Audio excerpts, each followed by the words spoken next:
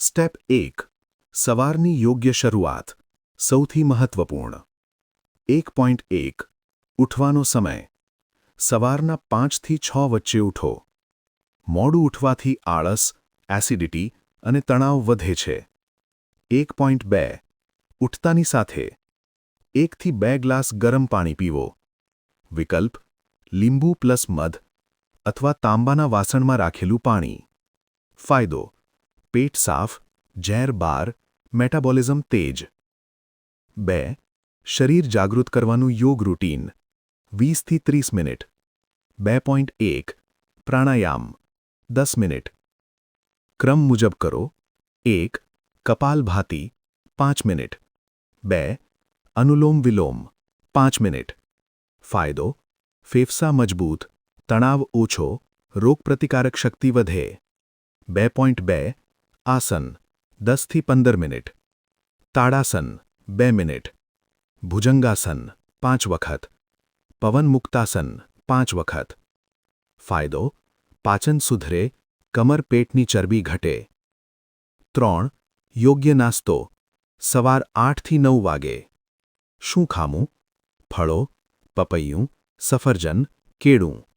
ભીંજવેલા બદામ 5. મગની દાળનો ચીલો અથવા ઉપમા અથવા પોહા. શું ન ખાવું? બિસ્કિટ, તળેલું, વધારે મીઠું કે મીઠાશ. ફાયદો: દિવસભર ઊર્જા રહે. 4. દિવસ દરમિયાન જીવનશૈલી.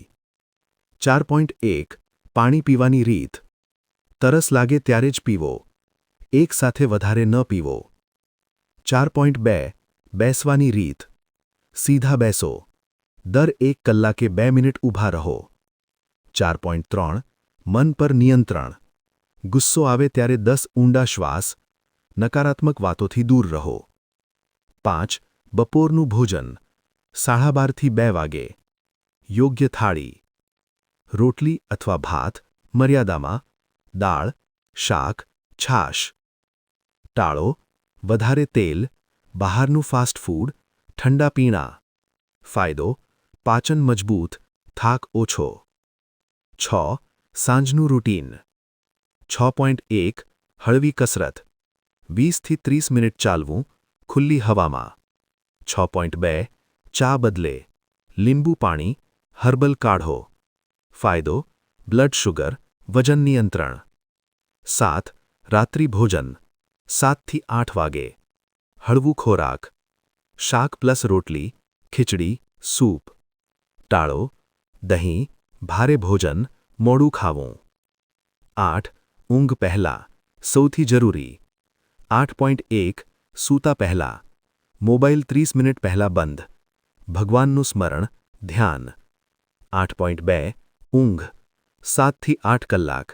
ડાબી બાજુ સૂવું. ફાયદો: શરીર પોતે જ રિપેર થાય છે. 9. ઘરગથ્થુ આયુર્વેદિક ટેવ. સપ્તાહમાં 3 દિવસ હળદરવાળું દૂધ. રાત્રે ત્રિફલા ચૂર્ણ, ગરમ પાણી સાથે. રોજ તુલસી પાન 2. 10. 21 દિવસનો નિયમ. આ તમામ પગલાં ઓછામાં ઓછા 21 દિવસ કરો. પાચન સુધરે, તણાવ ઘટે, ઊંઘ સારી આવે, રોગોથી બચાવ થાય.